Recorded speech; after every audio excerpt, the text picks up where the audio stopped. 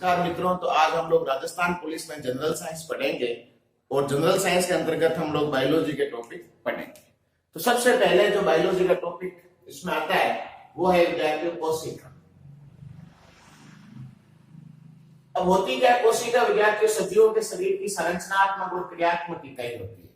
मेरे कहने का मतलब है कि जिस प्रकार से दीवार बनी हुई है इसकी संरचनात्मक और क्रियात्मक इकाई इसकी ईंट या पत्थर है, उसी प्रकार से हमारे शरीर की संरचनात्मक और क्रियात्मक इकाई कौन है? वो है विद्यार्थी कोशिका। मैं कह सकता हूँ कि कोशिका हमारे शरीर की मूलभूत इकाई है। क्यों है मूलभूत इकाई? क्योंकि विद्यार्थियों कोशिका से किसका निर्माण होता है? ऊतक का। ऊतक से किसका निर्माण होता है? अंग का। और अंग से किसका निर्माण होता है? अंग तंत्र का। और अंग तंत्र से किसका विकास होता है? शरीर का। तो ये तो एक समझने की बात है, यहाँ से क्वेश्चन नहीं आता है। जो क्वेश्चन आता है वो क्वेश्चन आता है कि कोशिका की खोज किसने की? तो जाके कोशिका की खोज की थी रॉबर्ट हुक ने। जो कोशिका है इसकी खोज किसने की थी? रॉबर्ट हुक ने। और इन्होंने इस कोशिका की खोज की थी 1665 में। और जो विद्यार्थी रॉबर्ट हुक के द्वारा कोशिका खोजी गई थी वो कोशिका कैसी थी? जो मृत थी। अब बात आती है कि विद्यार्थी जीवित कोशिका की खोज किसने की? जो कोशिका रॉबर्ट हुक ने खोजी वो मृत थी, तो फिर जीवित कोशिका की खोज किसने की? तो विद्यार्थी जीवित कोशिका की खोज की थी उस वैज्ञानिक का नाम था बेटा ल्यूवेनहोक। उस वैज्ञानिक का नाम क्या था? उसका नाम था ल्यूवेनहोक। और इसकी खोज कब की गई थी? 1674 में। और जो सबसे पहले जीवित कोशिका खोजी गई थी उस कोशिका का नाम था विद्यार्थी जीवाणु कोशिका। क्या नाम था? जीवाणु कोशिका। तो आप लोग याद कैसे रखेंगे जीवाणु कोशिका को? पूछा जाएगा इस दुनिया की सबसे पहले जीवित कोशिका कौन सी थी? तो विद्यार्थी जीवित में क्या आ रहा है नाम? जी। और यहां भी क्या आ रहा है? जी। अर्थात विद्यार्थियों जी। सबसे पहली जीवित कोशिका कौन सी थी? उसका क्या नाम था विद्यार्थियों? जीवाणु कोशिका। अब इसके बाद में हम बात करते हैं विद्यार्थियों कोशिका के अलग अलग भागों के बारे में। तो आपको दो चीजें याद रखनी है। सबसे पहले कोशिका खोज किसने की थी? रॉबर्ट हुक ने। और जो रॉबर्ट हुक ने कोशिका खोजी की वो कोशिका कैसी थी? मृत थी। और जीवित कोशिका की खोज किसने की थी? ल्यूवेनहोक ने की थी। अब बात करते हैं जो विद्यार्थी कोशिका है इसमें अलग अलग भाग है और यहां से क्वेश्चन पूछा जाता है।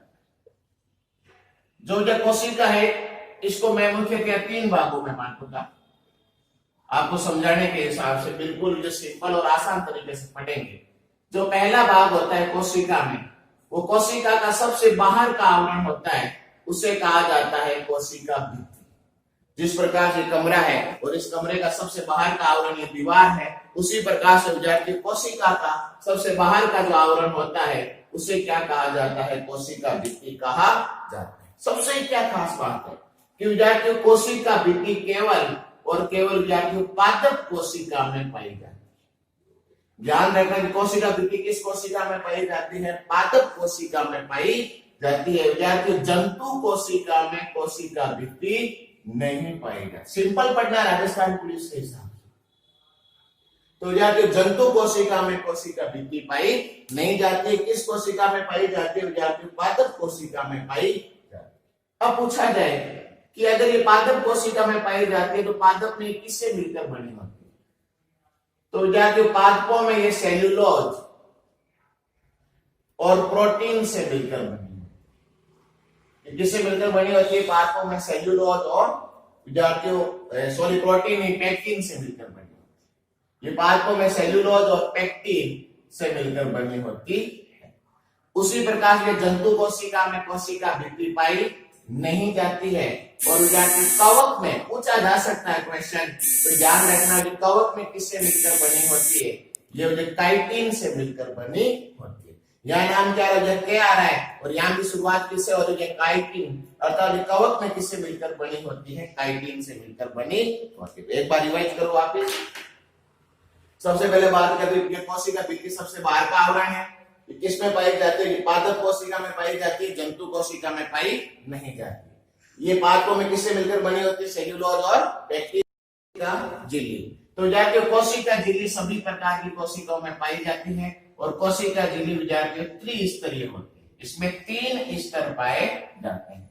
अब बात आती है इसमें 3 स्तर कौन कौन से होते हैं? जो 3 स्तर होते हैं वो एक होता है प्रोटीन, लिपिड और विद्यार्थियों प्रोटीन से मिलकर बनी होती है। अर्थात कोशिका झिल्ली कैसी होती है? त्रिस्तरीय कोशिका झिल्ली पाई जाती है जो प्रोटीन, लिपिड और प्रोटीन से मिलकर बनी होती है।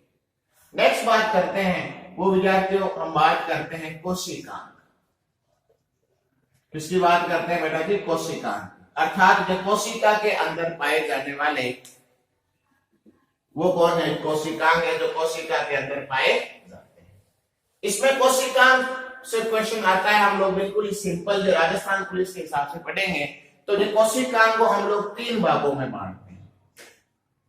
पहले जो कोशिकांग है वो है दोहरी झिल्ली वाले, अर्थात ऐसे कोशिकांग जिनके चारों ओर कैसी झिल्ली पाई जाती है? जिनके चारों ओर दोहरी झिल्ली पाई जाती है, अर्थात जिसके चारों ओर विद्यार्थियों 2 झिल्लियां पाई जाती है उन्हें क्या कहा जाता है? दोहरी झिल्ली वाले कोशिकांग। सीधा सीधा क्वेश्चन आता है कि ऐसा कौन सा कोशिकांग है जिसके चारों ओर दोहरी झिल्ली होती है? दोहरी झिल्ली वाले कोशिकांग विद्यार्थियों 3। सबसे पहला है उसका नाम है माइटोकॉन्ड्रिया।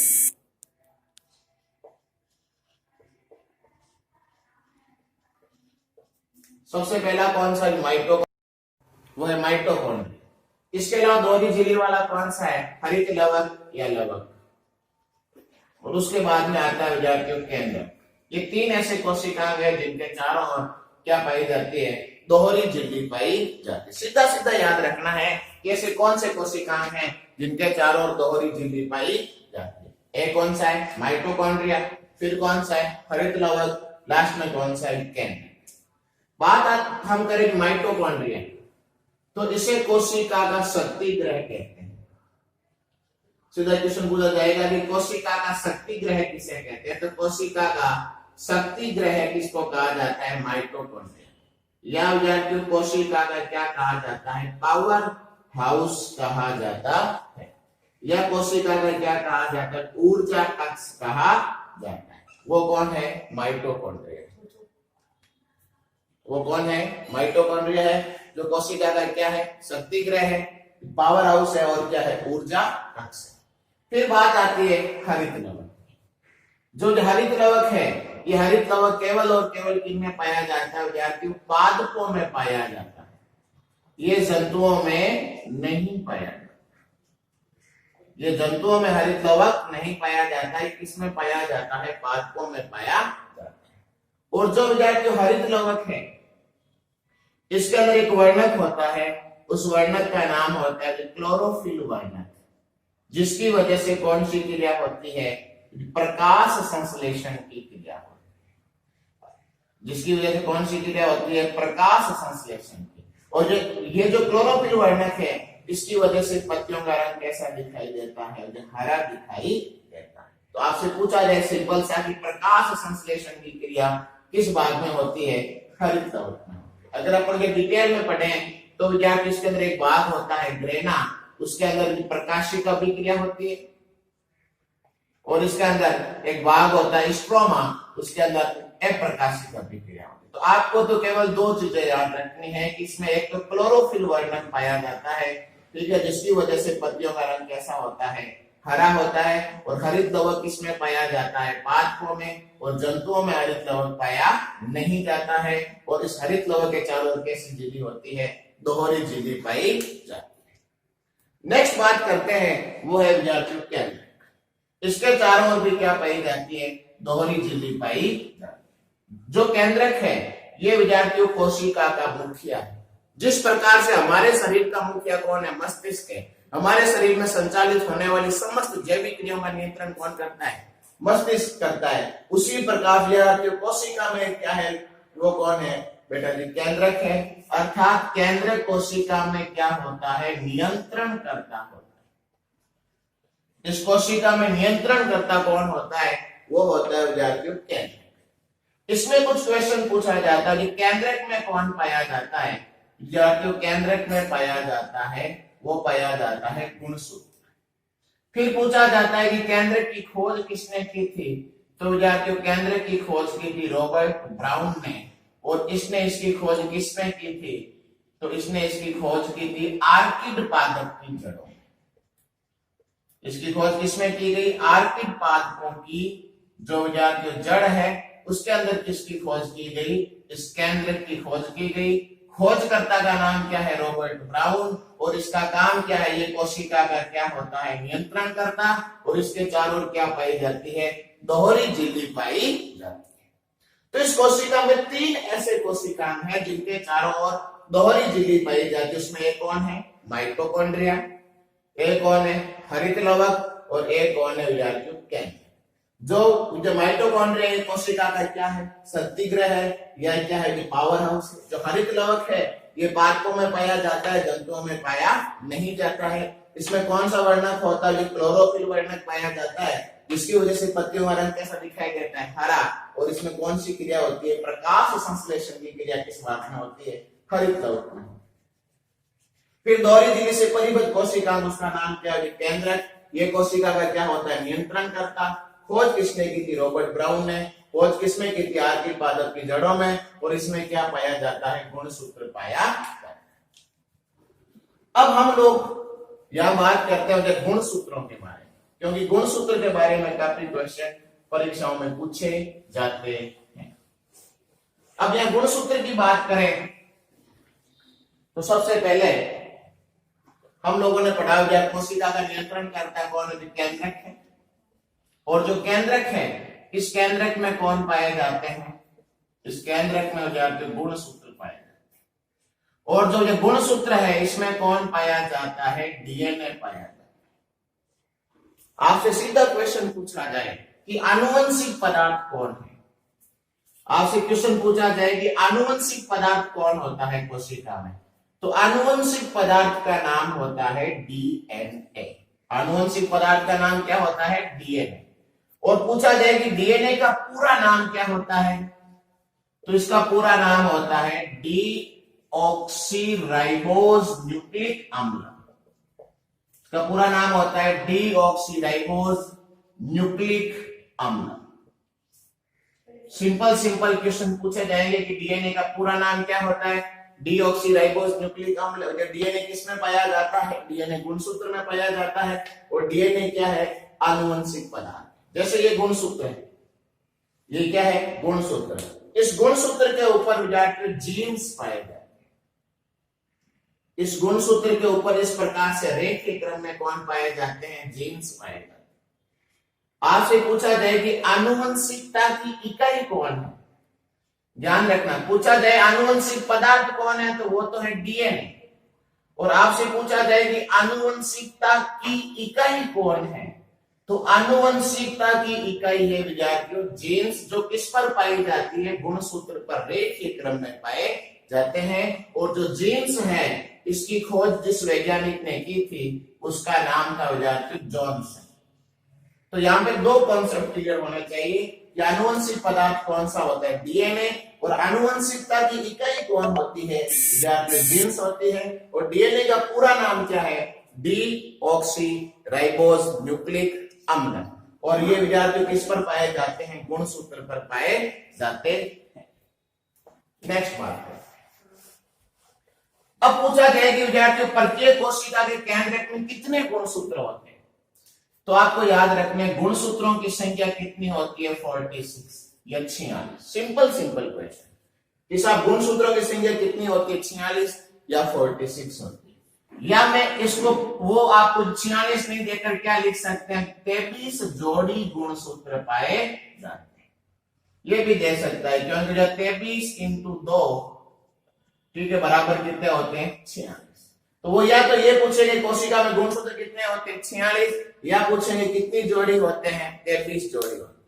जो ये 46 गुणसूत्र है इनको हम या 2 भागों में बांट सकते हैं। इनको कितने भागों में बांट सकते हैं विद्यार्थी? 2 भागों में बांट सकते हैं। इनमें एक भाग है उसका नाम है विद्यार्थी कायिक गुणसूत्र। जो एक भाग उसका नाम क्या? कायिक गुणसूत्र है। और जो दूसरा भाग है उसका नाम है लिंगी गुणसूत्र। सिंपल। आपसे पूछा जाए कि कायिक गुणसूत्र की संख्या कितनी होती है, तो जो कायिक गुणसूत्र है इनकी संख्या होती है 44 या 44 या विद्यार्थियों 22 जोड़ी। ध्यान रखना क्वेश्चन पूछा जाता है कि कायिक गुणसूत्र की संख्या कितनी होती है, तो 44 या 22 जोड़ी। और विद्यार्थियों कोशिका में कुल गुणसूत्र कितने होते हैं, तो 46 या 23 जोड़ी। जो विद्यार्थियों लिंगी गुणसूत्र हैं इनकी संख्या कितनी होती है, विद्यार्थियों 2। कितनी होती है, 2। या याद रखना है कितनी जोड़ी, 1 जोड़ी। ये आपको एकदम क्लियर होना चाहिए कि कायिक गुणसूत्र की संख्या कितनी होती है, 44 या 22 जोड़ी। और जो लिंगी गुणसूत्र है इनकी संख्या कितनी होती है, 2 या 1 जोड़ी। और कोशिका में कुल गुणसूत्र कितने होते हैं, 46 या 23 जोड़ी। जो लिंगी गुणसूत्र हैं ये 2 कौन कौन से होते हैं। अगर विद्यार्थियों XX हो तो ये होती है, जब ये होती है मादा। क्या होती है, मादा। और अगर XY हो तो क्या होता है, नर होता है। इस प्रकार से आप लोग याद रख सकते हैं। तो जब मादा में समझे क्या होता है, XX, और जो नर है उसमें क्या होता है, XY। और जो XX और XY है ये कैसे गुणसूत्र हैं, लिंगी गुणसूत्र, जिनकी संख्या कितनी है, 2 या 1 जोड़ी। पूछा जाए कि नर में जो गुणसूत्र इसको कैसे लिखेंगे, तो विद्यार्थी 44 तो होते हैं बेटा जी कायिक गुणसूत्र, जो किसी भी लिंग का निर्धारण नहीं करते हैं। ये नर और मादा दोनों में समान रूप से पाए जाते हैं। वो कितने हैं, 44। प्लस विद्यार्थी नर में क्या होता है, XY। अर्थात जो Y क्रोमोसोम, Y गुणसूत्र किसमें पाया जाता है, नर में पाया जाता है। उसी प्रकार से विद्यार्थी मादा का लिखें तो क्या होगा, यह होगा बेटा 44। 2000 क्या है, ये कायिक गुणसूत्र है जो नर और मादा दोनों में क्या है, समान है। प्लस क्या होगा, XX। तो ये XY या नर में है और XX किसमें है, विद्यार्थी मादा में है। इस प्रकार से आपसे गुणसूत्र का क्वेश्चन पूछा जा सकता है, जिसमें आपको किसी भी रूप में क्वेश्चन पूछा जा सकता है।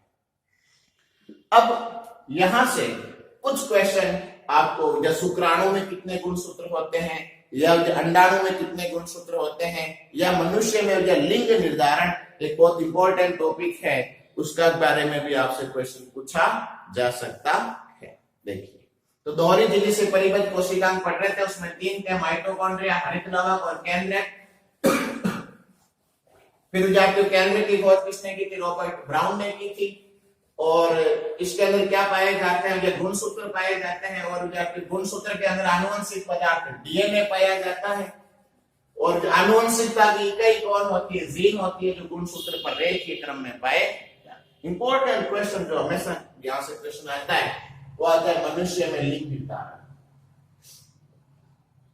ये क्वेश्चन हमेशा पूछा जाता है, मनुष्य में लिंग निर्धारण। यहां से क्वेश्चन आता ही आता है। तो विद्यार्थियों नर की बात करें तो अभी आपने पढ़ा कि जो नर है इसमें क्रोमोसोम कितने होते हैं, वो होते हैं बेटा 44 प्लस XY। जो XY है ये लिंगी गुणसूत्र है, और जो 44 है ये कायिक गुणसूत्र है, जो नर और मादा दोनों में क्या होते हैं, समान। उसी प्रकार से जब मादा की बात करूं तो जो मादा में जो क्रोमोसोम्स होते हैं वो होते हैं 44 प्लस XX। ये 44 के कायिक गुणसूत्र हैं और ये विद्यार्थियों 2 क्या है, लिंगी गुणसूत्र। जब भी विद्यार्थियों अब हम बात करते हैं इनका संलयन करें तो इनके अंदर एक युग्मक बनता है। क्या बनता है, युग्मक। और जब भी युग्मक बनता है तो सदैव अर्धसूत्री विभाजन। अच्छा, यहां से भी ध्यान रखना है कि जो मादा में कौन सा युग्मक बढ़ता है और नर में कौन सा युग्मक बढ़ता है। तो यहां जो मादा में युग्मक बनता है उसका नाम है अंडाणु, और जो नर में युग्मक बनता है उसका नाम है शुक्राणु। तो जो नर में युग्मक कौन सा बनता है, शुक्राणु, और जो मादा में युग्मक कौन सा बनता है, अंडाणु। इस समय सदैव कौन सा विभाजन होता है, इस समय सदैव अर्धसूत्री कोशिका विभाजन पाया जाता है। अर्धसूत्री कोशिका विभाजन मतलब ऐसा विभाजन जिसमें गुणसूत्रों की संख्या क्या रह जाती है, विद्यार्थियों आधी रह जाती है। तो यहाँ पे 44 है तो इसका आधा कितना हो जाएगा, तो जो 22 प्लस एक्स वाई में से एक क्या आएगा एक्स, तो क्या हो गया 22 प्लस एक्स। यहाँ जो 44 का आधा क्या हो जाएगा 22 प्लस यहाँ बच्चा कौन वाई, तो क्या आ गया 22 प्लस वाई। यहां बात करें जो मादा में तो क्या हो जाएगा जब 22 और 22 का सूत्र विभाजन तो वाई प्लस 22 प्लस एक्स और 22 प्लस एक्स। आपसे यहां से कुछ इस प्रकार के क्वेश्चन भी पूछे जा सकते हैं। आपसे क्वेश्चन पूछा जाए कि शुक्राणु में कितने गुणसूत्र होते हैं, तो शुक्राणु में विद्यार्थियों जो गुणसूत्र होते हैं वो होते हैं विद्यार्थियों 23। कितने होते हैं 23। लेकिन ये विद्यार्थी दो रूप में हो सकते हैं, ये या तो होंगे 22 प्लस एक्स या होंगे 22 प्लस वाई। क्वेश्चन पूछा जाए अंडाणु, अंडाणु में कितने क्रोमोसोम होते हैं, तो अंडाणु में भी गुणसूत्र कितने होते हैं 23 और ये एक ही रूप में होते हैं 22 प्लस एक्स। तो शुक्राणु में कितने गुणसूत्र होते हैं 23, अंडाणु में भी कितने होते हैं 23 और जब मानव कोशिका में कितने होते हैं 46 और जब नर में कितने होते हैं 44 प्लस एक्स वाई और यहाँ मादा में कितने होते हैं 44 प्लस एक्स एक्स। अब इनको क्या मिला दो, यहाँ 22 प्लस एक्स एक्स, यहाँ 22 प्लस एक्स, इससे मिला 22 प्लस एक्स से, तो क्या बना यहां बना 44 प्लस एक्स एक्स। पहली उत्पन्न होने वाली संतान क्या होगी, वो होगी विद्यार्थियों मादा। यहां से इंपॉर्टेंट क्वेश्चन पूछा जाएगा जो मैं आपको बताऊंगा, वो क्या उत्पन्न होगी जो मादा। यहां जो संतान उत्पन्न होगी यहां क्या होगी जो 44 प्लस एक्स एक्स और ये भी क्या होगी विद्यार्थियों मादा। अब देखिए यहां जो आगे बात करते हैं वो है 22 प्लस वाई और 22 प्लस एक्स, इनको मिला यहाँ क्या है 22 प्लस वाई, यहाँ क्या है 22 प्लस एक्स, तो क्या बना 44 प्लस एक्स वाई और संतान क्या उत्पन्न होगी नर। यहां भी क्या बना हो जाए 44 प्लस एक्स वाई संतान क्या उत्पन्न होगी। एक चीज ध्यान रखना है, या आपको ये ध्यान रखना है कि विद्यार्थियों मादा में तो दोनों लिंगी गुणसूत्र यहां भी क्या है एक्स है और यहां भी क्या है एक्स है। अर्थात विद्यार्थियों नर या मादा का उत्पन्न होना ये किस पर निर्भर करता है विद्यार्थियों, नर के गुणसूत्रों पर निर्भर करता है। ये विद्यार्थियों मादा के क्रोमोसोम पर डिपेंड नहीं करता क्योंकि उसके पास तो दोनों ही क्या है, उसके पास तो दोनों ही एक्स गुणसूत्र है। अब ये निर्भर इस पर करता है कि इसका x आकर मिले या y आकर मिले। क्वेश्चन पूछा जाता है कि लिंग निर्धारण में किस गुणसूत्र का रोल होता है, तो वो होता है y गुणसूत्र। किस गुणसूत्र का रोल होता है, वो होता है विद्यार्थी y गुणसूत्र का। क्यों, क्योंकि अगर y गुणसूत्र x के साथ आकर मिलता है तो विद्यार्थियों लिंग निर्धारण में पहले तो पूछा जाएगा किसके गुणसूत्रों का रोल होता है, तो विद्यार्थियों नर या पिता के गुणसूत्रों का रोल होता है। क्योंकि विद्यार्थियों मादा या माता के गुणसूत्र क्या रहते हैं, समान रहते हैं। अच्छे से ध्यान रख लेना किसका, नर या पिता। लेकिन यहां भी अगर लिंग निर्धारण की बात करें तो ये किस पर डिपेंड करती है, वाई गुणसूत्र।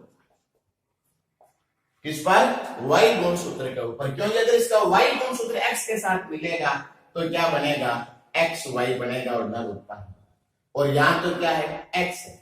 तो क्वेश्चन पूछा जाता है कि संतति जो उत्पन्न होती है उसके लिंग के निर्धारण में किसके गुणसूत्र का रोल होता है, तो विद्यार्थियों पिता के गुणसूत्र का रोल होता है या नर के गुणसूत्रों का रोल होता है। क्योंकि विद्यार्थियों माता या माता के गुणसूत्र तो दोनों ही क्या होते हैं 22 प्लस एक्स 22 प्लस एक्स। तो अच्छे से आपको यहाँ पर एक ज्ञान रखनी है, इस चीज का ज्ञान रखना, ठीक है। तो ये दोहरी झिल्ली से परिबद्ध कोशिका 3 थे। उसमें सबसे पहले माइटोकॉन्ड्रिया, माइटोकॉन्ड्रिया के बाद हरित लवक, हरित लवक के बाद जो केंद्रक, और फिर जो केंद्रक में कौन होते हैं गुणसूत्र, फिर गुणसूत्र में कौन होता है डीएनए और जीन होते हैं, उनके बारे में बताया। फिर जो गुणसूत्र से रिलेटेड क्वेश्चन परीक्षा में पूछा जाता है, मनुष्य में लिंग निर्धारण, वो आपको समझाएगा। अब आता है कि नेक्स्ट आता है झिल्ली रहित कोशिकांग कौन से, दोहरी झिल्ली वाले या पूछ लिए। अब आते हैं बेटा झिल्ली रहित, इंपॉर्टेंट है, ध्यान रखना।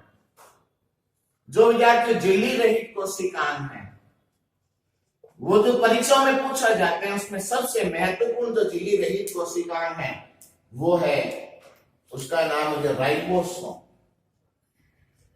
जो राइबोसोम है इसके चारों ओर कोई कोशिका झिल्ली पाई नहीं जाती। ध्यान रखना, दोहरी झिल्ली से परिबद्ध कोशिकांग कितने थे? 3। एक माइटोकॉन्ड्रिया, हरित लवक और विद्यार्थियों केंद्रक। क्वेश्चन पूछा जाएगा कि निम्न में से ऐसा कौन सा कोशिकांग है जो झिल्ली रहित है, और आपको जो 3 ऑप्शन वो देंगे, माइटोकॉन्ड्रिया, हरित लवक, एक उसके अलावा एक केंद्र और एक कौन सा? राइबोसोम। जो राइबोसोम है ये कैसा कोशिकांग है? झिल्ली रहित कोशिकांग है। इसके चारों ओर विद्यार्थियों कोई कोशिका झिल्ली या कोई मेम्ब्रेन पाई नहीं जाती है। इसके अलावा राइबोसोम सभी कोशिकाओं में पाया जाता है।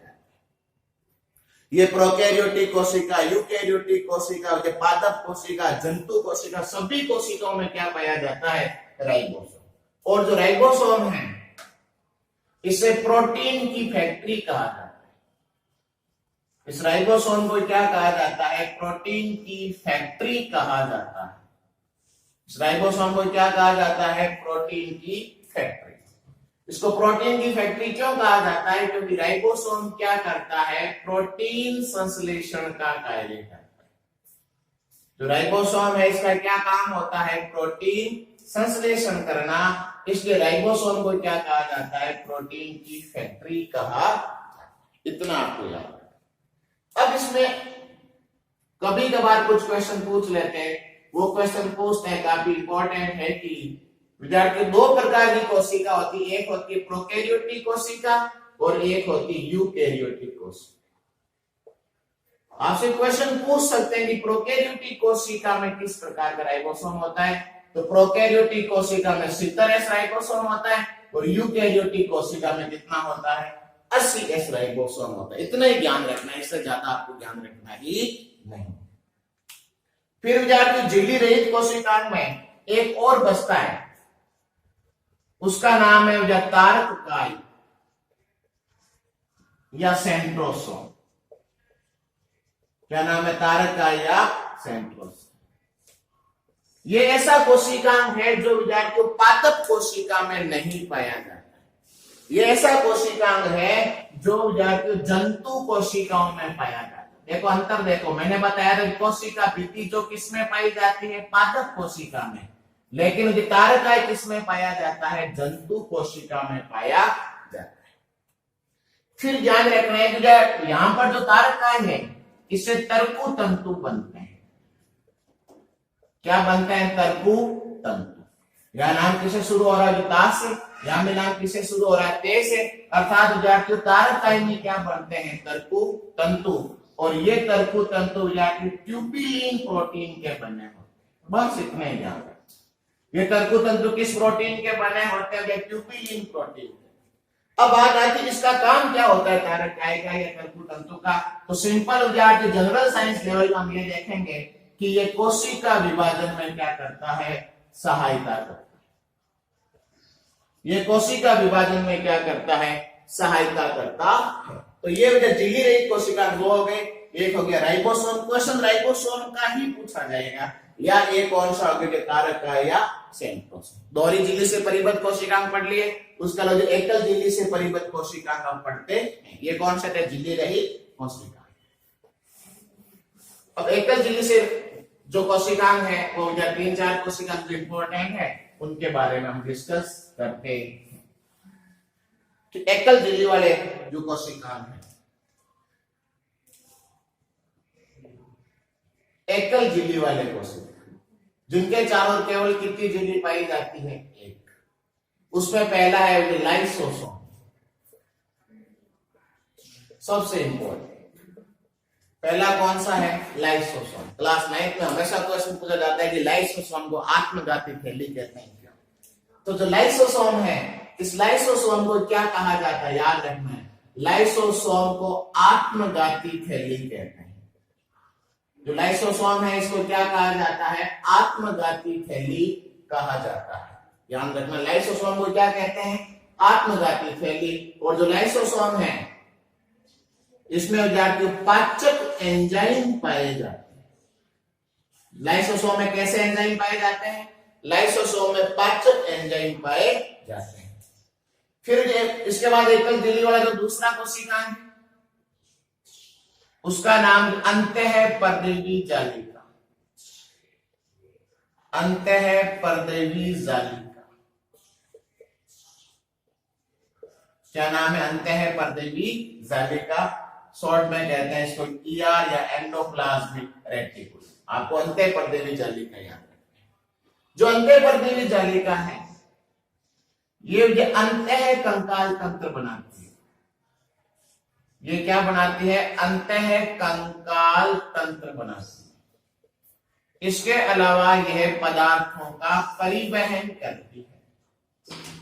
इसके अलावा ये पदार्थों का क्या करती है, परिवहन करती है। ये परिवहन किस किस के मध्य करती है, ध्यान रखना, ये परिवहन किस किस के मध्य करती है, ये परिवहन करते हुए विद्यार्थियों कोशिका झिल्ली एवं केंद्रक झिल्ली के मध्य, या ये परिवहन करते हुए कोशिका झिल्ली और केंद्रक के मध्य पदार्थों का परिवहन कौन करती है, अंतःपर्देवी जालिका। तो इसके दो ही काम है, एक तो ये क्या बनाती है, अंतः कंकाल तंत्र बनाती है और पदार्थों का क्या करती है, परिवहन करती है। किस किस के मध्य करती है, कोशिका झिल्ली और केंद्रक के मध्य। फिर इसके दो प्रकार होते हैं लेकिन इतना डिटेल में आवश्यकता नहीं है। इसके बाद में नेक्स्ट जो आता है वो है विद्यार्थियों गोल्जी काल। नेक्स्ट आता है वो कौन सा है, गोल्जी काल। जो गोल्जी काल का हमेशा क्वेश्चन खोज का पूछा जाता है। तो आपसे क्वेश्चन पूछा जाए कि इस गोल्जी काल की खोज किसने की थी, तो इसकी खोज की थी कैमिलियो गोल्जी। इसकी खोज किसने की थी बेटा, कैमिलियो गोल्जी। और इसकी खोज किसमें की गई थी, उल्लू की तंत्रिका कोशिका। इसकी खोज किसमें की गई थी, उल्लू की तंत्रिका कोशिका। ये मैंने क्यों बताया, क्योंकि यह नाम क्या आ रहा था, तंत्रिका कोशिका। और आपसे क्वेश्चन पूछा जाए कि हमारे शरीर की सबसे लंबी कोशिका कौन सी है, तो हमारे शरीर की सबसे लंबी कोशिका है, उसका नाम है तंत्रिका कोशिका या विद्यार्थी न्यूरॉन। हमेशा क्वेश्चन इसका पूछा जाता है, हमारे शरीर की सबसे लंबी कोशिका कौन सी, तंत्रिका कोशिका या इसको क्या कहते हैं बेटा, न्यूरॉन। और ये तंत्रिका तंत्र की संरचनात्मक और क्रियात्मक इकाई होती है। तो इस प्रकार से एकल झिल्ली वाले कोशिका कितने हैं, जो मुख्य वो कितने हैं, या 3 हैं। पहला कौन सा है, लाइसोसोम, अंतःपर्देवी जालिका और गोल्जी काल। पहले गोल्जी काल और अंतःपर्देवी जालिका को दोहरी झिल्ली से परिबद्ध कोशिका माना जाता था, ठीक है विद्यार्थियों। लेकिन 2011 के बाद इनको किसमें माना गया है, एकल झिल्ली से परिबद्ध कोशिका माना गया